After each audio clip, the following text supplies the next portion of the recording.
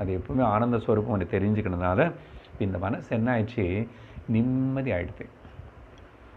மனசு நிம்மதி ஆகிறதுன்னா என்ன, இந்த பிரசாந்தத்தன்னா என்ன, வெளியில் வந்து எதுவுமே கிடைக்கல, வெளியில் விஷயங்கள் ஏதாவது மாறுமா அப்படின்னா இந்த ஞானிக்கு, இந்த தியான யோகிக்கு கஷ்டங்களே வராதா? சரீரத்தினாலேயோ மனசினால இல்லை, சரீரத்தினாலேயோ உலகத்தினாலேயோ அங்கெல்லாம் மாறிச்சான்னு மாறலை. சரீர பிராரப்தத்துக்கு தகுந்த மாதிரி என்ன இதுக்கு கஷ்டம் வரணுமோ அது வரும், என்ன சுகம் வரணுமோ அது வரும்.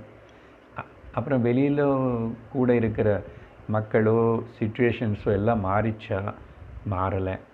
மாறினா மாறலாம், மாறலைன்னா மாறலை. எல்லாம் மாறிட்டா ஓகே, மாறலைன்னாலும் ஓகே, கரண்ட் இருந்தாலும் ஓகே, கரண்ட் இல்லைன்னாலும் ஓகே.